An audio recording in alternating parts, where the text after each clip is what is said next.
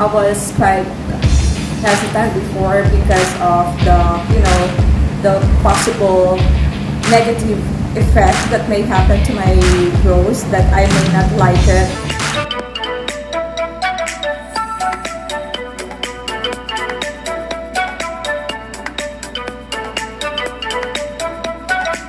Watch the procedure.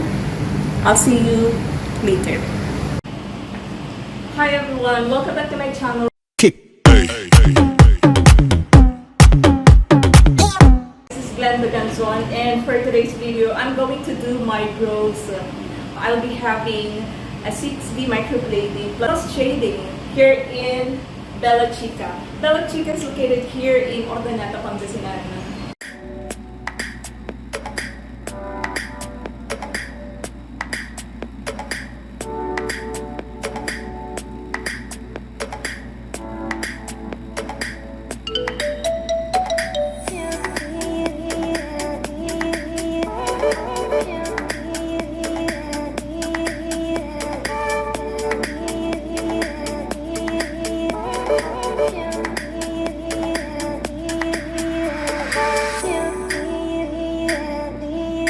Chocolate lang yung gamit namin, tsaka dark coffee. Kagaya ng nasa almond dito.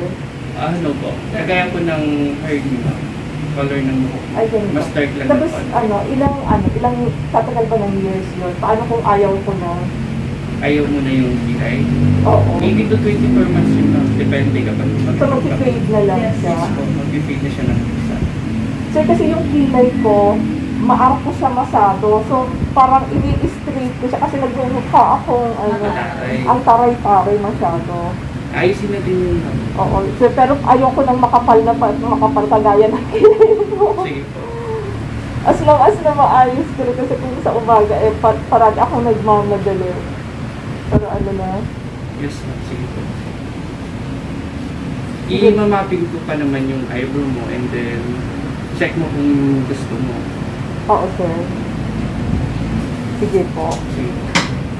Tapos, pero paano yung second session ko? Kailangan bang, pag halimbawa nag-fade siya, anytime ba? Next month. After a month. Ay, after a month Yes, lang po. yun. Opo. Pero yung stub ni ma'am, validity niya 14 months. Kung okay pa naman yung kilay niya, kasi hindi pa naman 14 months. 3 months. Ay, 3 months. Okay. Tapos, makakaligo ba ako kaagad? After 24 hours. After 24 hours. So, pag ganun lang ang ligo ko, hindi ko pwedeng Okay. Hindi naman masyado masakit. Okay. You know what, guys? I've been planning for a very long time to have the 6D microblading for my brows, but I was quite hesitant before because of the possible negative effect that may happen to my brows, that I may not like it. But this time, sa awa ng Diyos, nagkaroon ako ng lakas ng loob to make my brows today here in Bella Chica, because I've seen their advertisement in Facebook and I've seen their patients or their clients and they got a very nice result. So I'm going to try here. And one thing more, they're on promo. 6D microblading originally is 1,699, but for happy hours it is less 300, and for shading it is an additional of 600 pesos, a total of 2,000 all in all. So I'll be trying this, and they said it will last for like 2 years, and let's see if the outcome will be nice and it's really good for me. Kasi before, bago ako lumabas, it takes me a very long time to make my brows. Tapos pag hindi ko gusto yung yung kahihinatnan ng drawing ko, I end up erasing it again and doing it again. So after this, siguro malalasan na yung time ng preparation ko sa umaga before I go out. So please watch the procedure. I'll see you later.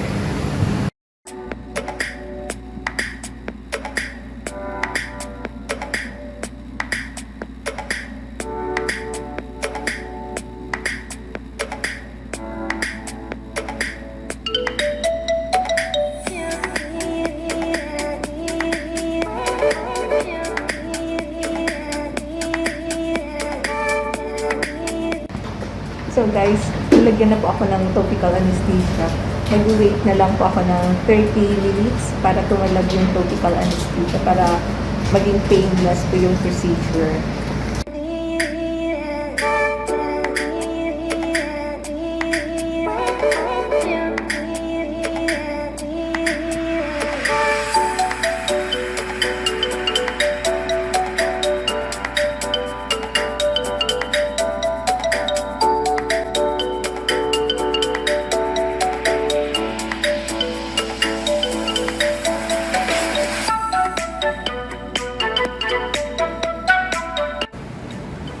Bagay yun sir. Sige sir. Maganda.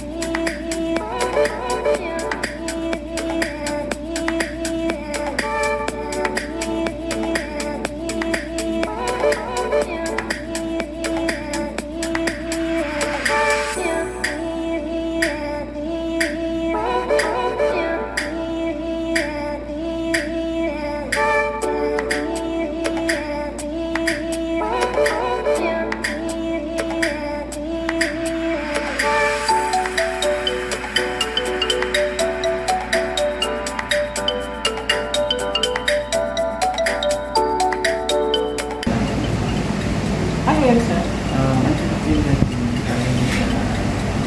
Bibigyan niyo ako ng ganyan.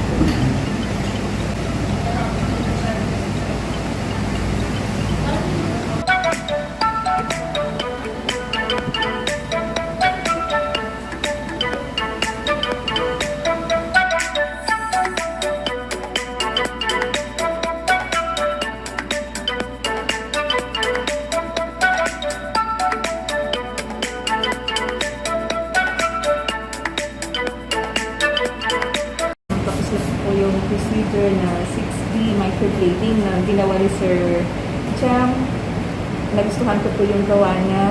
Kung may tatanong niyo kung ano yung pakiramdam ng procedure na to, may topical anesthesia po. Tapos si Sir Chang magaan yung kamay niya. So, wala akong anumang taba na naramdaman nung ginagawa yung procedure. Yun lang, merong konting hakde. Pero tolerable po yung pain na mararamdaman mo. Parang wala lang. Parang ano lang, parang kiniskisan mo rin lang siya ng pencil. Ganun po yung pakiramdam. All in all, okay na okay po dito.